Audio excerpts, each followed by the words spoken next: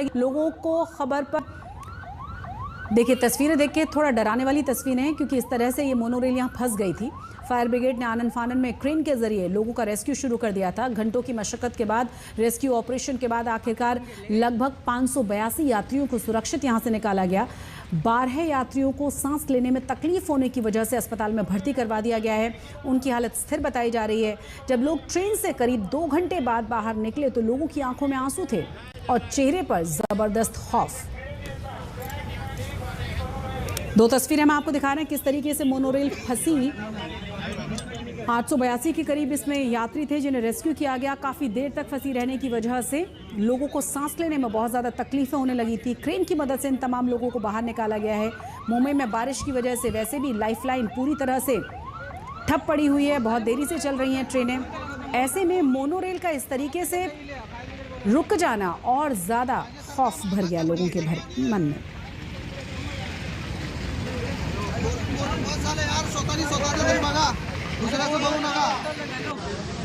आप देख सकते हैं हम इस वक्त पहुंचे हैं मैसूर कॉलोनी मोनोरेल स्टेशन के पास, और आप ये देख सकते हैं ये मोनोरेल की ट्रेन है जो 6:15 बजे बंद पड़ गई।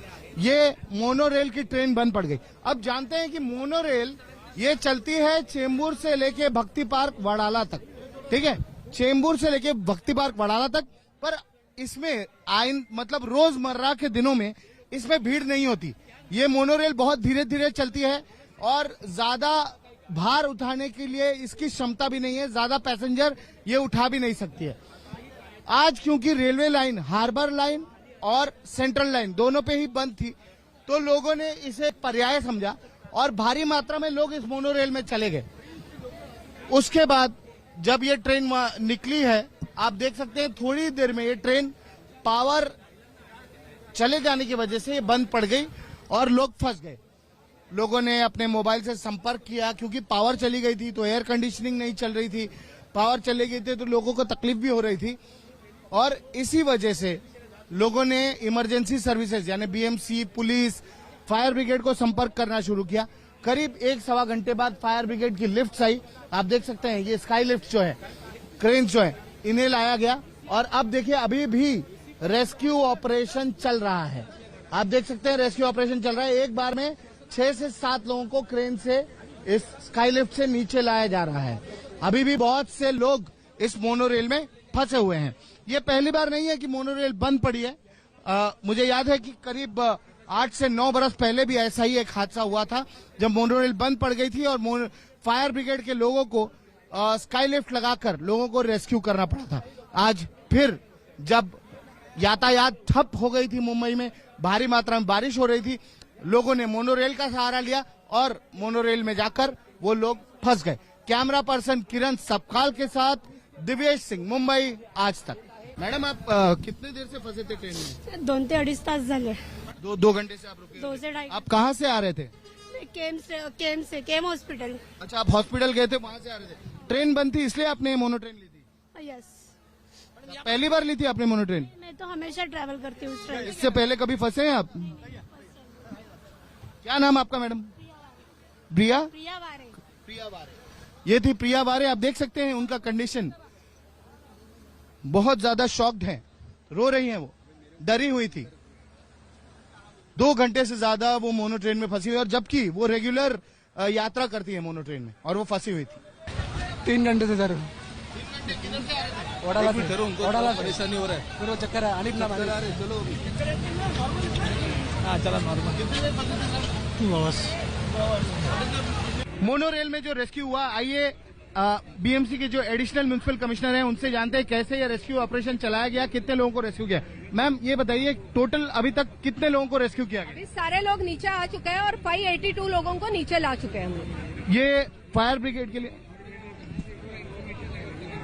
फायर ब्रिगेड के लिए ये अभी तक का कहा जा सकता है कि बीएमसी फायर ब्रिगेड के लिए ये सबसे बड़ा रेस्क्यू ऑपरेशन रहा है। बीएमसी के लिए ये सबसे बड़ा रेस्क्यू ऑपरेशन है और मुझे लगता है कि इस तरीके का इतने हाइट से इतने लोगों को सेफली निकालना ये बहुत अच्छा ऑपरेशन हमारे फायर ब्रिगेड ने किया हुआ है। और क्या किसी को क्षति पहुंची है, क्या किसी तरीके की किसी को परेशानी हुई है जो पैसेंजर्स थे उनको? कुछ पैसेंजर को जिनको सांस लेने में दिक्कत वगैरह हुई है उनको नजदीक के जो अस्पताल है वहाँ पर भेजा गया है। उसकी जानकारी लेकर हम आपको दे पाएंगे, अभी मेरे पास वो जानकारी नहीं है।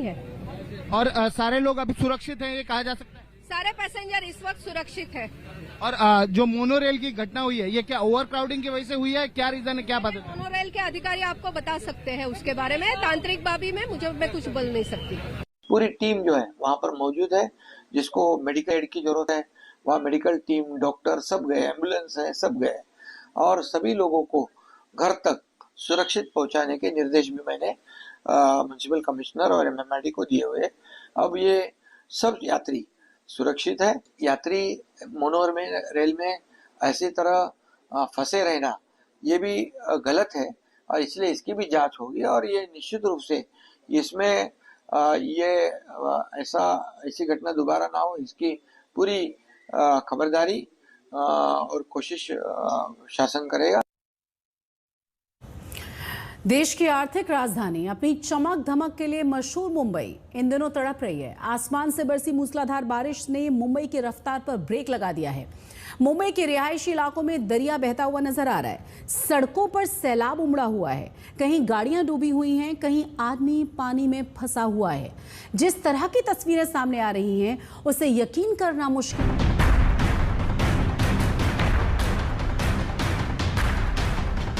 वसई में सैकड़ों गाड़ियां डूबी हुई हैं। ठाणे में एसयूवी फंस गई। वसई में ही बस डूब गई। दहिसर में टेम्पो फंस गया। कुर्ला के क्रांति नगर की बस्ती डूबने उतराने लगी। अंधेरी में पानी की अंधेर गर्दी दिखती है। दादर में धारा प्रवाह जल। चरनी रोड का पानी चिंता में डालने वाला है। माटुंगा डूब रहा है। पुलिस थानों में पानी भर गया है। रेलगाड़ी के डिब्बे झरने हो गए हैं। पटरी कहां खो गई है कुछ पता नहीं। सड़कें समंदर हो गई हैं या सड़कों पर आ गया है समंदर, कुछ नहीं पता। सबवे और अंडरपास में इतना पानी है कि बतख नहीं तैर रहे, वरना बंदोबस्त पूरा है। ये मुंबई है। कभी ना रुकने वाला शहर थमा पड़ा है। डूबता उतरा था मुंबई। इस वक्त हम मुंबई के कुर्ला इलाके में क्रांति नगर में मौजूद है। क्रांति नगर ये जो इलाका है ये मीठी नदी को लगकर है। अब मीठी नदी का जो वाटर लेवल है वो बढ़ रहा है और इसके चलते यहाँ पर रहने वाले 350 लोगों को यहाँ से निकालकर, ये जो आप देख सकते हैं घर है, यहाँ से निकालकर इनको नियर बाईपास की बीएमसी स्कूल में ले गया। साथ एनडीआरएफ की एक टीम भी यहाँ पर तैनात किया गया है। कुर्ला की बस्ती में इतना पानी आया कि लोगों की खोलियों में खलबली मच गई। सरकार प्रशासन से ये उम्मीद है यहाँ के लोगों के, क्रांति नगर के लोगों को, कि उनको शिफ्टिंग दी जाए, क्योंकि हर साल इस तरह से जो घर का सामान होता है भारी बारिश में जब पानी भर जाता है तो एक तरफ क्या कह सकते हैं कि जान जो है अपनी वो जोखिम में आती है, उसको बचाना होता है, लेकिन उसके साथ साथ वो बच भी जाएगा, उसके बाद जो नुकसान, घर का नुकसान होता है वो काफी ज्यादा हो जाता है। नींद में भी जागने वाला शहर नालों में बहता दिखता है। कोलाबा से निकलकर ठाणे तक जाइए। जिस बरसात को तरसते थे महीनों से, अंगुली के पोर पर गिनते थे दिन, अब वही बरसात लगता है कि एक श्राप बन गई है, जिसने भारतीय नागरिक की हैसियत को म्यूनिसिपैलिटी के गटर में मिला दिया है। मैं फिलहाल दादर टीटी सर्कल पर खड़ा हूँ। ये मुंबई का निचले स्तर का इलाका है और साल हर साल यही हालात जो है देखने को मिलते हैं। ये जो सड़क है ये मुंबई उपनगर को मुंबई शहर से जोड़ती हुई सड़क है। ये मुंबई का बीच का इलाका है और ये दादर टीटी सर्कल ये हमेशा जब भी बारिश होती है इसी तरह जलमय हो जाता है। सड़कें जो है तालाब में तब्दील हो जाती है। यहाँ पर आपको दिखा दूं कि किस तरह से छोटी गाड़ियां हो, बड़ी गाड़ियां हो, चाहे बसेस हो पब्लिक ट्रांसपोर्ट की, वो सड़क के बीचों बीच से निकलने की कोशिश कर रही है, अपना रास्ता निकालने की कोशिश कर रही है। और वहां पर अगर मेरे राइट साइड पे आपको दिखा दूं कि बीएमसी कर्मचारी खुद किस तरह से स्ट्रगल कर रहा है इस सड़क पर पानी जो भरा है उससे निकलने की। हालांकि उसका काम ये है कि जो स्टॉर्म वाटर ड्रेन है उसके लिड खोले जाए ताकि ये जो भरा हुआ पानी है वो किसी तरह से उसकी निकासी हो सके, वो यहाँ से निकल जाए और पानी का स्तर जो है वो कम होता नजर आए। लेकिन सुबह से हम देख रहे हैं कि इसी तरह मूसलाधार बारिश हो रही है और ये काम बिल्कुल कारगर होते नहीं दिख रहा। हालांकि प्रशासन अपना काम करते नजर आ रही है, गटर के लिड खोले जा रहे हैं, लेकिन आपको बता दें कि ये भी बहुत ही डेंजरस है क्योंकि कई सारी घटनाएं इससे पहले भी घटी है कि ऐसे लिड खोलने की वजह से लोगों को अपनी जान गंवानी पड़ी है। मुंबई की सड़कों पर पानी का भेद खत्म हो गया है। बता नहीं सकते कि पीने का पानी कौन सा है, नाले का पानी कौन सा है, गटर का पानी कौन सा है, संडास का पानी कौन सा है। ये हालत इसलिए हुई है क्योंकि जिनकी जिम्मेदारी थी वो आबे जमजम पीकर मस्त थे।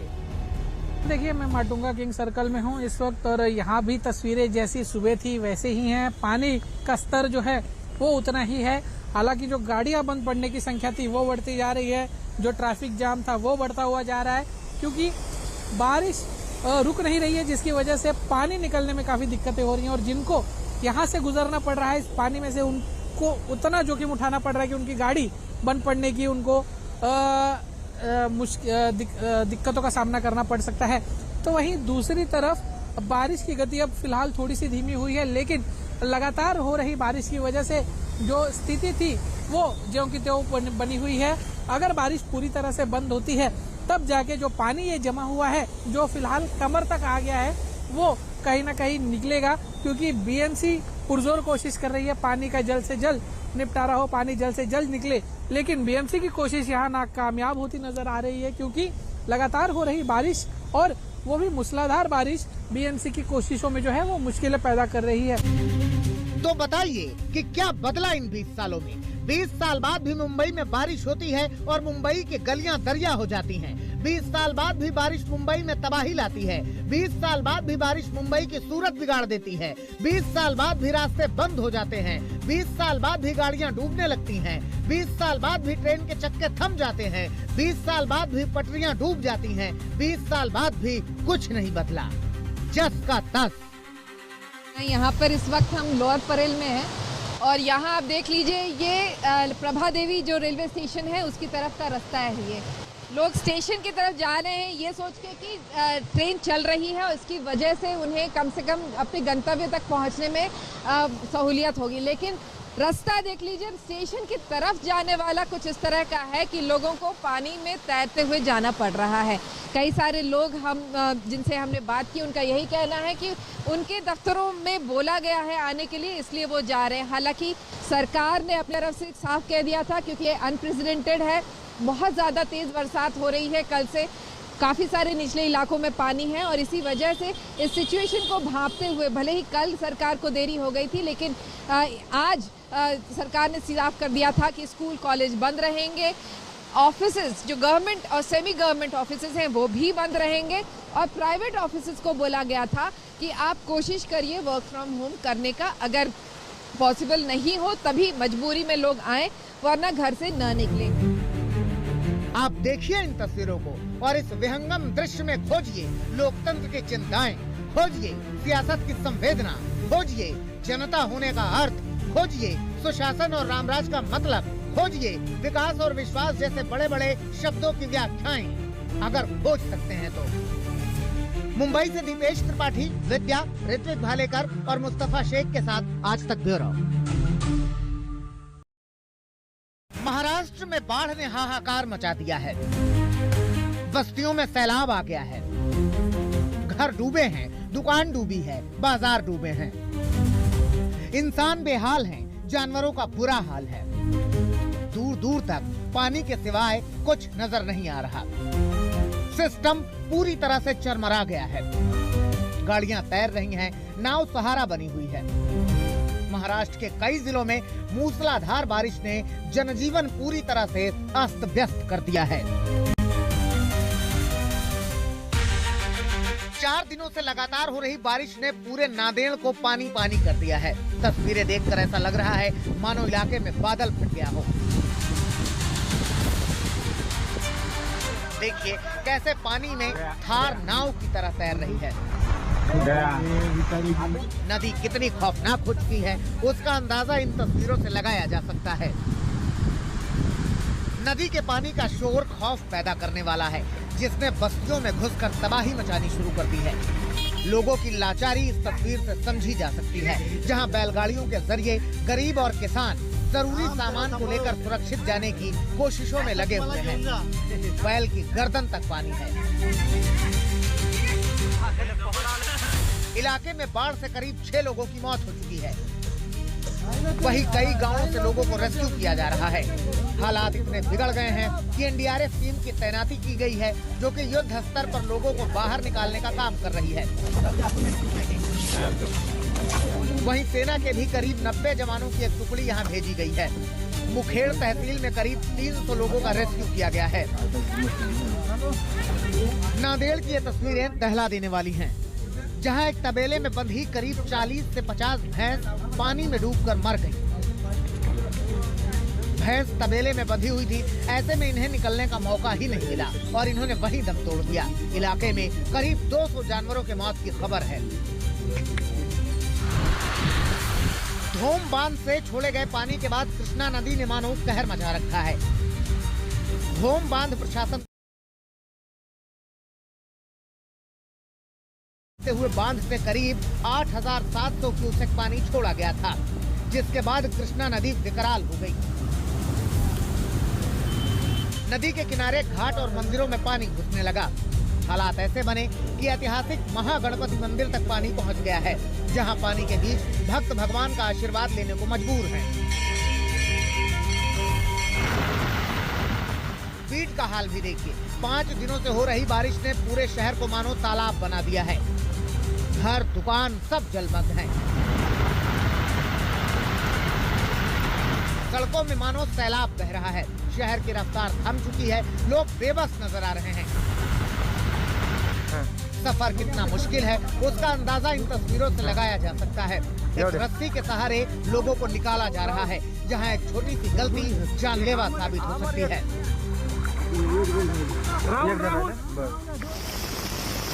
पालघर का हाल भी बेहाल है। नदी के पानी ने रिहायशी इलाकों में घुसपैठ शुरू कर दी है। मूसलाधार बारिश के बाद एक पोल्ट्री